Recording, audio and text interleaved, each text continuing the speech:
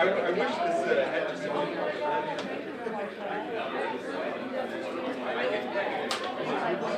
I really don't think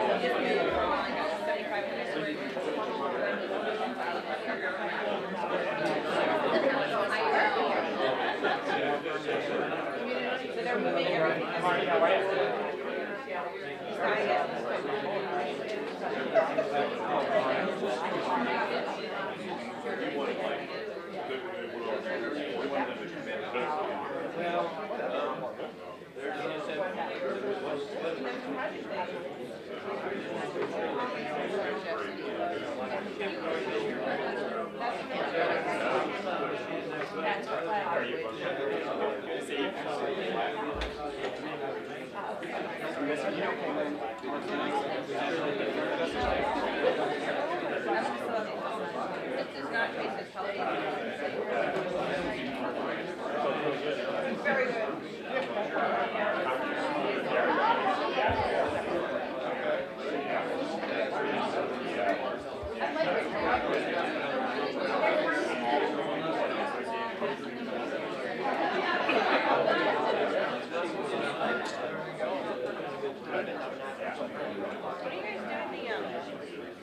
Air show here, is that whatever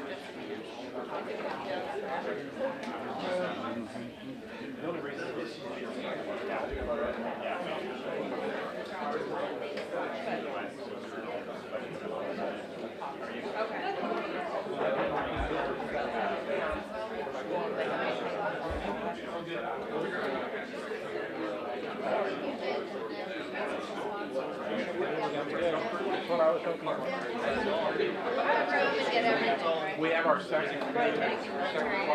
I think so.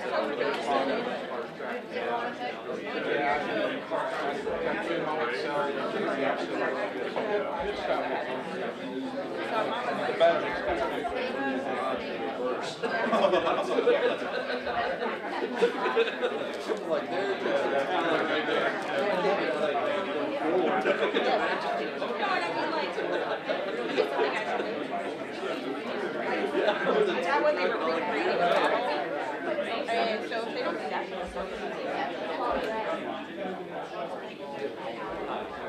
oh, see how we're doing that?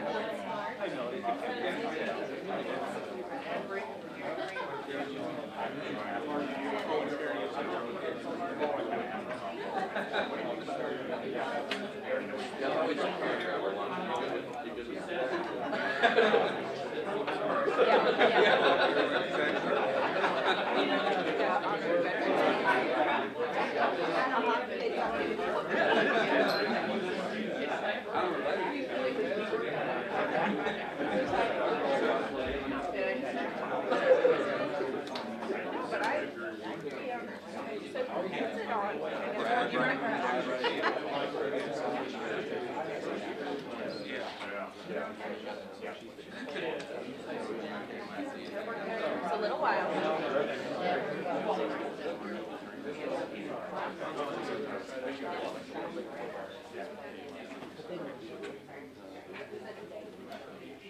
Oh, good.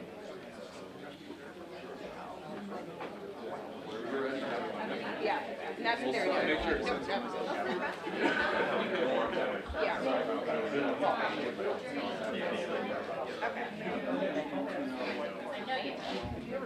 Good morning, everybody. I think we'll go ahead and get started. I'm Joe Henderson of Central Bank and co-chair of the Chamber's Government Affairs Committee along with Heather Hargrove, and it's our privilege to have you here today at lunch with a leader. And before I introduce Kip, what I'd like to do is introduce our sponsor today, Dave Griggs, Flooring America, and he's telling me that Michelle would like to come up. And so Michelle, would you like to come up and say a few words? Come on up and do that.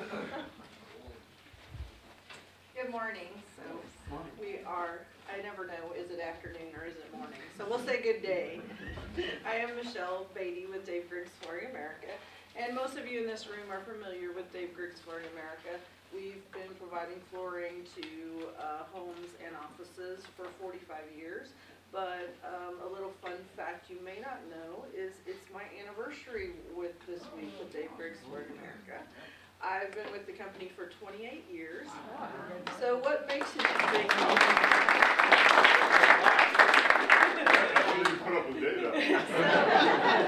So what makes you be with the company for 25 years and then decide to buy it? And some of you are going to say insanity, but I'm going to say community. So Columbia has been my home for my entire life. And I have gone to school here. I have lived here.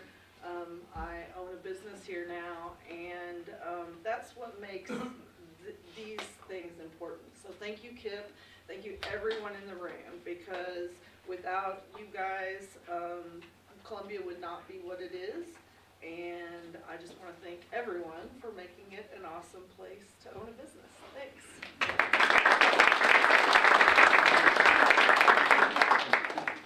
And we do have another sponsor. I'd like to take the opportunity to have our catering sponsor come up. So will Joe Henderson please come up and make a few words. Okay, guys. We are very happy to sponsor this event along with Michelle and her company. I would tell you, I just wanted to tell you a couple quick things. We celebrated our 162nd birthday this year, being part of this community, which I find is really another bit of information for you.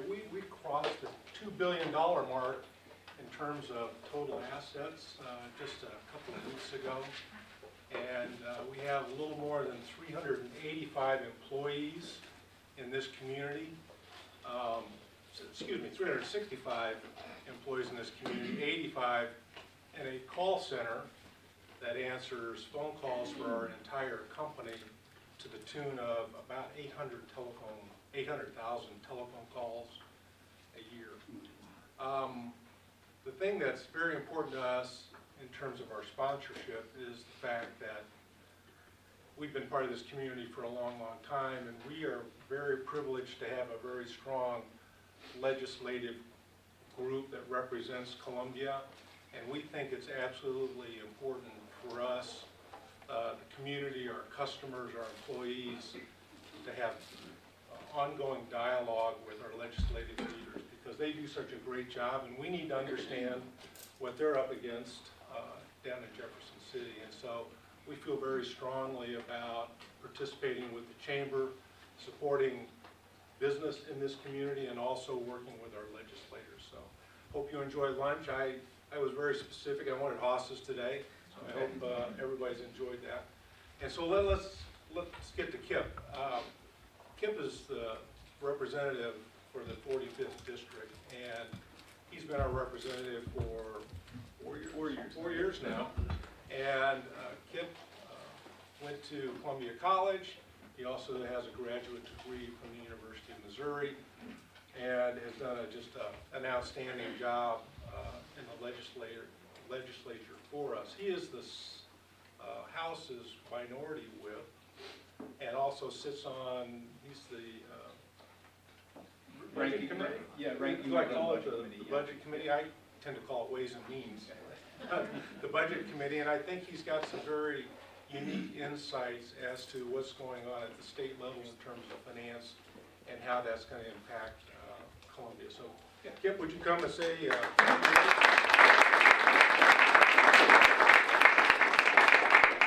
All right, I have a few disclaimers early on. Please let me know too if you need me to put the microphone closer to me if you can't hear.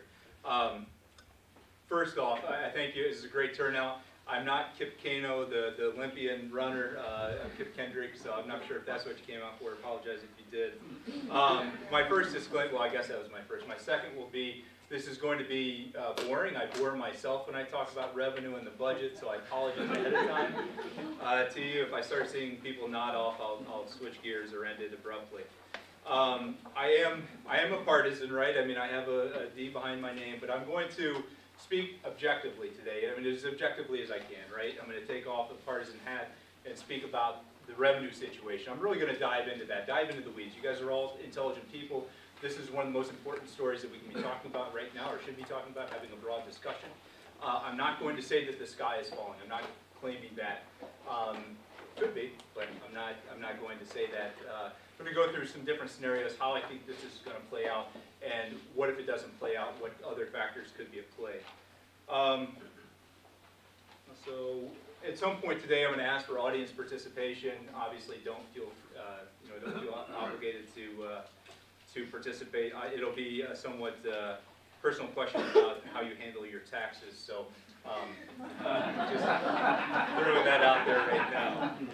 All right. Well, let's dig in. So as many of you know, if you look at year-to-date budget or year-to-date revenue, it's pretty alarming, right? We're down 8.3% today.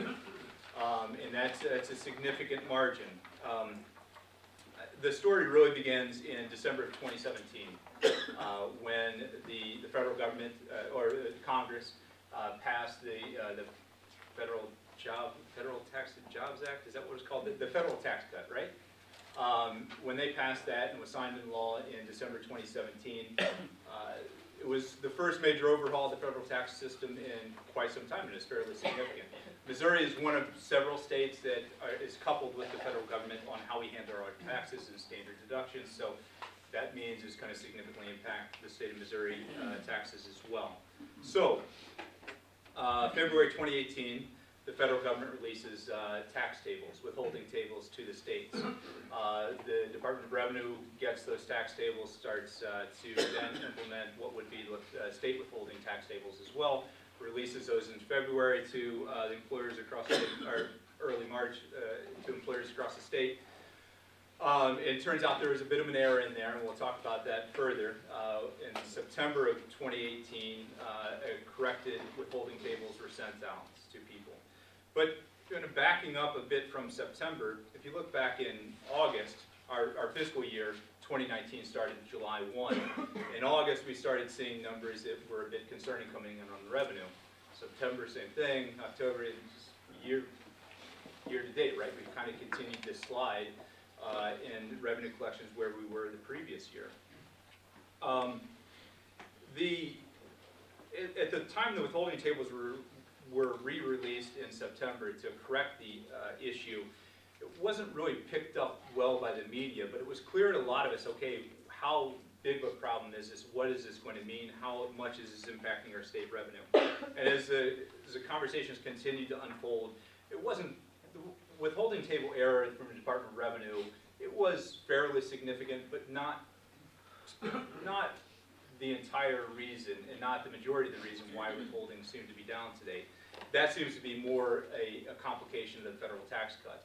So, and when I say this, when I talk about this today, I'm not talking about liability, your tax liability went up. You know, your tax liability technically went down, right? Both at the federal level, but also at the state level, because Senate Bill 509, which is 2014 tax cut, is started to phase in calendar year 2018. So your overall tax liability went down, but withholding table errors means that most people who withhold from their employer had been under-withheld.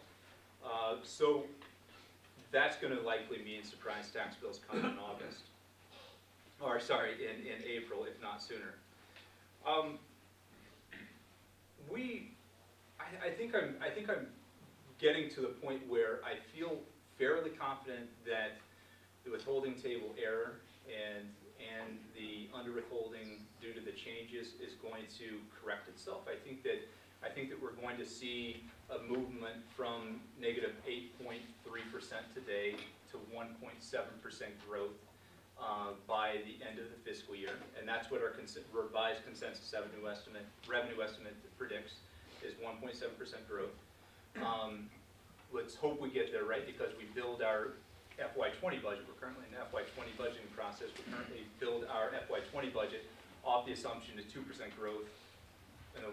So, you know, 3.7% growth over FY18. The concern is that if we are to balance the budget, if we do balance it, and let's say we get there, that means that refunds are going to go down significantly. We project that refunds are going to go down by 20%. Remittances, payments to the state are going to go up 15%. And that's going to be a significant hit to a lot of Missourians. In a 2,000-person sample that was pulled by DOR, it wasn't really, they didn't do an analysis as much as it was a data dump, and some people have sifted through that data and showed that basically of that 2,000-person sample, you had people shifting from a $75 refund to a $65 payment due to the state when they file their taxes. So that's a pretty significant swing for majority of Missourians. It's not, for most people, it's going to be a sting. For some people, it's going to be very significant. Something that is coming to light now that may further complicate that, for those of you who paid attention, the IRS on January 16th released a statement saying that they were going to waive penalties if people were under-withheld. And so that seems to make me think, oh no, they think there's a problem as well. And that could further complicate it for Missourians if there are hundreds of thousands of Missourians who are going to see their refund dry up and potentially owe money back to the state. That's going to be compounded even further by their federal taxes.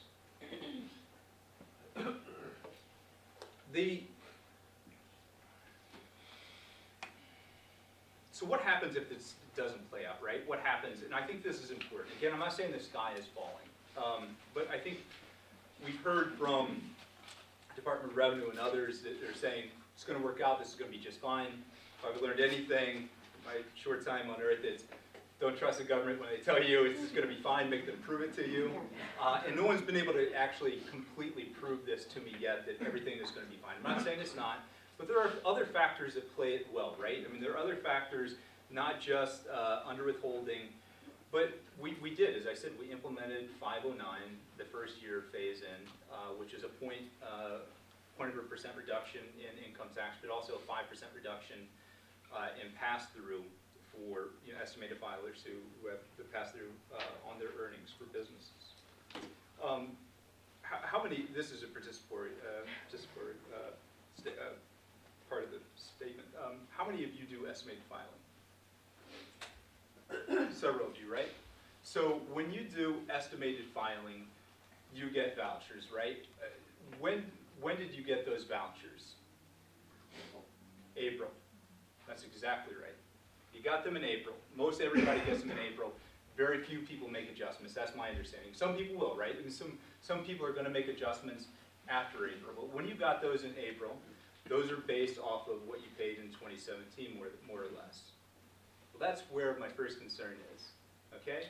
We think that revenue is currently baked in changes to Senate Bill 509. But what if it hasn't? What if estimated filers are submitting payments to the state right now based off of 2017 returns, not factoring in the federal tax cut, not factoring in the 5% pass-through, not factoring in the 0.1% reduction in income tax? All of a sudden, estimated filers start getting refunds. Now, I'm not saying every estimated filer out there has not made those adjustments, but I would think the vast majority of them got them from their accountant in April and did not make those adjustments. That scares me. That scares me. And this guy just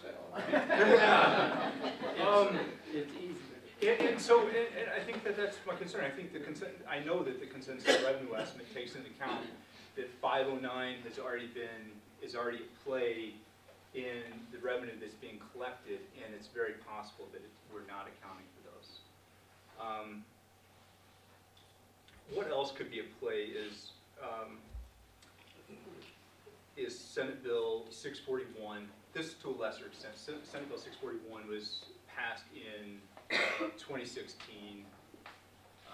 Objections to the governor's veto at that point. What it did is it basically makes federal disaster funds coming into the farming community, basically tax-free at the state level. So any money coming in is, whether it's a declared disaster or not, would be non-taxable income. There are a lot of soybean farmers here in the state of Missouri who've been getting some pretty sizable checks from the federal government in relation to the tariffs that were implemented and the collapse of the China soybean market. I suspect that we're not I know we're not calculating that because that money is currently being taxed, and then they will get a refund on the back end when they submit their taxes. So that concerns me. I don't think that's going to be, I'm not talking tens of millions, that could potentially be talking tens of millions, but likely several millions of dollars there that will go out in refunds. So, again, sky not falling, but I think that there are certain factors that lead me to believe that we may not reach that 1.7% revenue estimate growth we expect in FY19. I think when you're going to start to see people not panicking, maybe panicking, start to get really nervous, is mid-February. Mid-February is going to be a big moment for our state. in where we are, how our understanding of this revenue is going to play out for the remainder of the year. So revenue's down 8.3%. Last year, January was huge. Because for a few different reasons. You had a lot of people filing their taxes early and doing some tax things in order to take advantage before the change in the federal tax law. Our systems, we were going through a system update at Department of Revenue last year at that time, and they weren't processing all of this money coming in, so it was put off till January. So January was way up last year, which probably creates a bigger gap this year.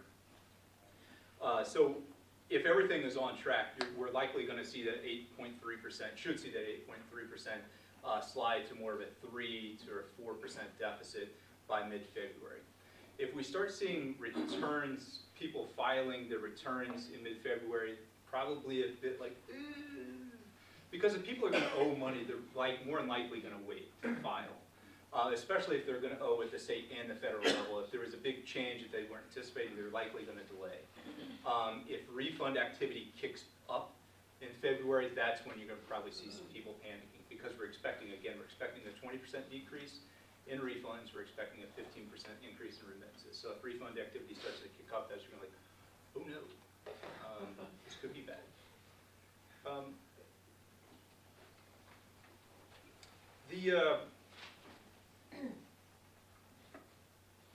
So I think the questions remain. So again, let's just go back. We're going to hit our revenue estimate. Everything looks good. Refunds refunds are down. Remittances are up. The questions right now, I think, remain for me, the DOR has not been able to answer. And I've been pretty open in my criticism of the Department of Revenue, and I will continue to be. I think you're going to see, this is more of a bipartisan frustration at this point. I'm not going to single people out there, but I will say their communication on this has been horrible. It really has been. It's really been horrible. And when you look at Idaho, Idaho is in a similar situation as Missouri. They presented to their Senate just the other day and answered some questions that our Department of Revenue says they can't answer, such as, how is this going to impact joint filers? How is this going to impact married couples? They provided estimates. What's the carry forward going to be into 2020, FY2020? Because that's a big question too, right? If people are going to owe the state money, then many of them in tight situations are going to delay their payments or go on a payment plan, and we're not going to start collecting that revenue until the end of the fiscal year, and FY20 has already started. So what's the carry forward going to look like? We had to kind of claw that information out of them, and they gave us a range, but that range was given because we'd actually filed a bill to waive penalties and to delay delay payments for people who needed it, and try to give them more flexibility. And that was the only reason why they said that they had that information.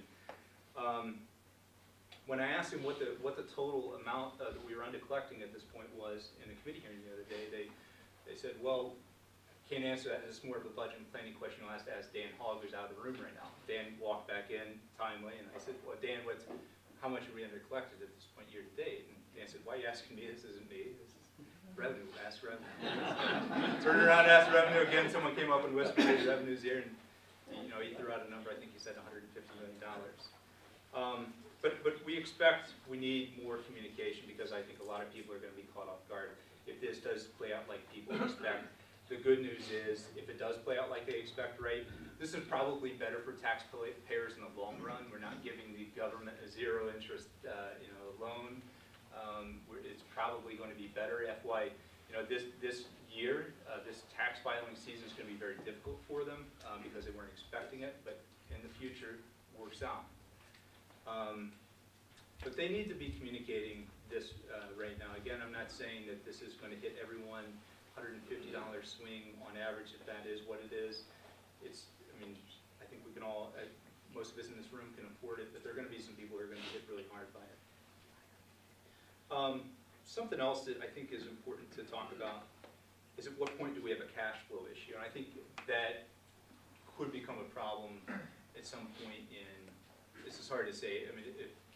If refund activity holds steady and doesn't spike, then hopefully we don't have a cash flow issue. But I think at this point, if we start looking tighter around April, probably closer to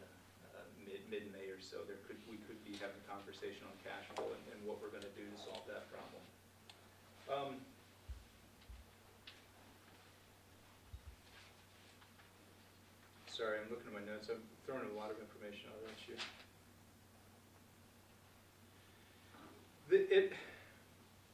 Again, let's go back to if we do hit revenue estimate, what does FY20 look like? Well, FY20 we're projecting 2% growth, which is $198 million in general revenue growth for FY20. Something important is keep in mind, and I always talk about this, I always talk about Senate Bill 509 from 2014. I talk about it for a reason. We need to remember this. It was a massive tax cut. And it's, unlike Kansas, it's going to be phased in over a number of years.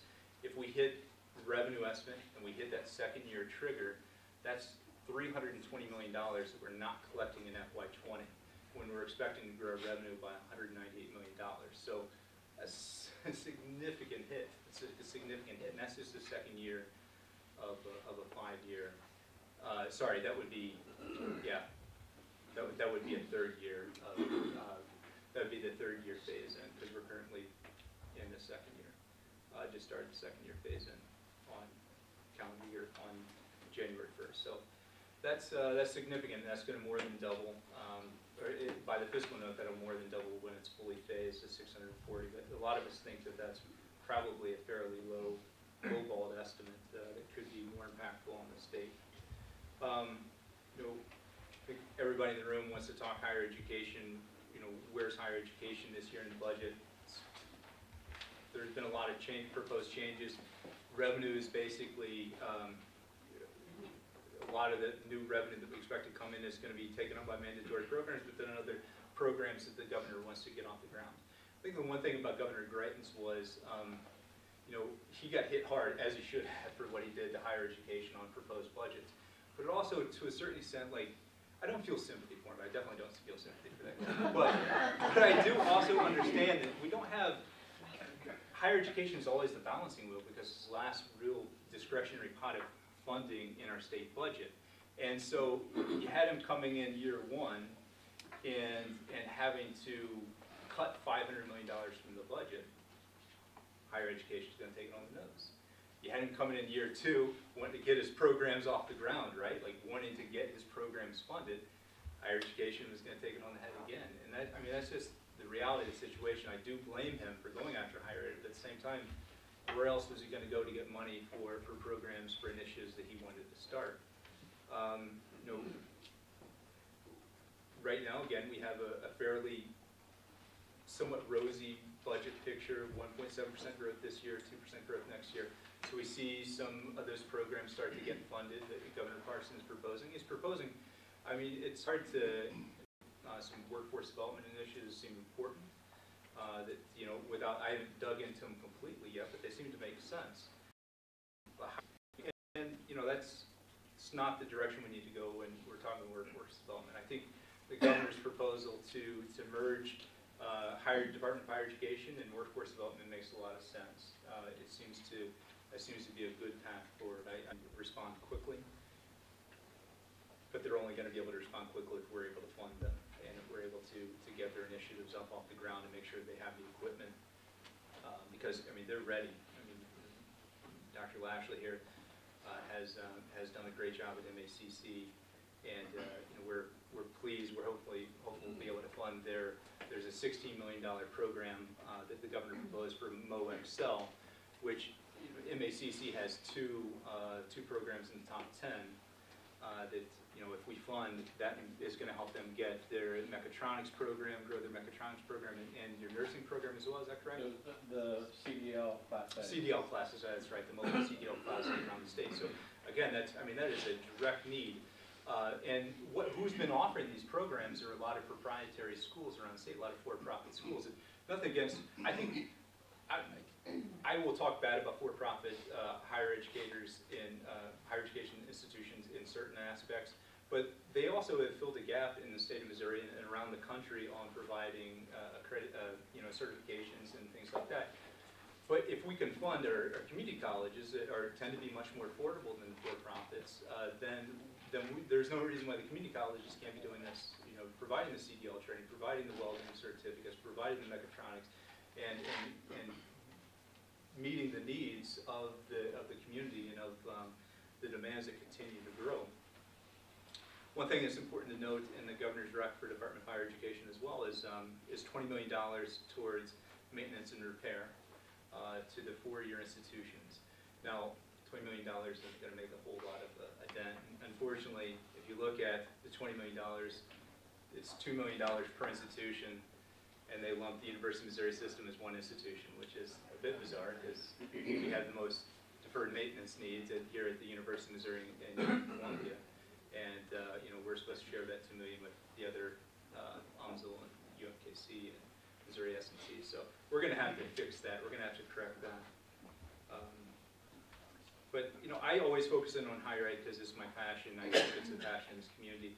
So I want to open up now for a broader discussion about revenue, about budget, or anything that you see as a legislative priority that you want to talk about. One of the chamber's high priorities the last few years, I think you guys there is the confusing highway patrol. Patrol isn't going to take that money. I mean, it was going to pass. And the governor, I will say, the one thing that I was concerned about in this speech was his proposal, $350 million. We did $3.5 million in bonding. Bonding that we did was incorrect. That payment comes out of the dedicated funding stream for this. We don't need to be peeling off $30 million a year for the next 15 years for road and bridge infrastructure. So I think that you're going to hear that from both sides of the aisle. I don't think that proposal is really going to go anywhere. But I do suspect a robust conversation on what isn't going to be. And I always say nothing is off the table, so I'm not going to say 100% that the bonding is completely off the table. It is, but but I mean we're going to have a conversation. I think toll roads have to be part of that conversation. I'm not saying that we need to do it, but it has to be part of the conversation. And dedicated revenue is going to have to be part of that conversation. I hope to revisit it this year. On the school transportation, on the busing, I hope we can make progress on it this year. I think I'll talk to you quietly. I don't want to play my cards in front of everybody, especially the press. But I think that there could be a way to get that done through another maneuver. So we'll see. I mean, we'll continue to pass that out of the House. We'll just see if it's continued roadblocks in the Senate. So hopefully the questions on concerns, safety concerns have been addressed, but we'll continue to revisit that. Any other questions? Jen? Can you tell us a little bit about what's going to happen or what you perceive might happen with respect to Wayfair during this session? Yeah, clearly the Wayfair decision, right, at the Supreme Court level allows for the state's ability to collect sales taxes on internet sales. Obviously, a lot of people see this as a fairness issue. Some of us see this as a lot of lost revenue as well. So there are ways. I will start off by saying there are ways to grow revenue. I just kind of painted a very negative revenue picture. There are ways to grow revenue. This is one of them, to create an equalization across the board for sales tax collection, whether it happens at a brick and mortar store or an online internet company. It seems to be one of the Speaker's priorities. I think it's one of the priorities in the Senate as well. What we're going to have to grapple with is how do we get it done in a way that also isn't counterbalanced by a cut, by a significant cut. So I mean, I think that we already have one senator, I'm not going to name him, but who has said that he's not going to allow this to move forward without it being offset completely with the tax cut. So, and potentially, I mean, he has a bigger tax cut file that he wants to push, but I think this is a good role as Democrats. I'm playing my cards here again, but like, we're in a super minority, but this is one place where I think we can be effective if we go to the Speaker and say, hey, we'll give you cover on this. We'll take a little bit of cut, but don't wipe away all this potential revenue that we could be coming in, that could be coming into the state. So I think this is a place where we have a little bit of leverage to work with leadership and say, hey, we could take a $50 million cut, but or $50 million tax cut or whatever. I don't know what that number looks like, but we can't see all that potential revenue. And then obviously we need to make sure that we put county counties, local municipalities in a best position to be able to collect their local sales tax as well on that. Yeah, right. Kip, there are a couple bills out there that impact the Title IX process for higher ed institutions. So they kind of take some of the authority, control away from the institutions and give it to an administrative law judge. Can you kind of tweeted some things publicly. Can you talk a little bit about that? Yeah, so this bill concerns me tremendously for a number of reasons. I think we all equate Title IX today to to sexual assault, sexual harassment, kind of the process for dealing with those on campus, but it's much more expansive than that. It's much more expansive, not just higher education institutions, also K-12 schools as well. So what this bill does, again, it creates this appeal process, puts it in administrative law judges, it creates what they say is more due process rights for the accused, for the respondent.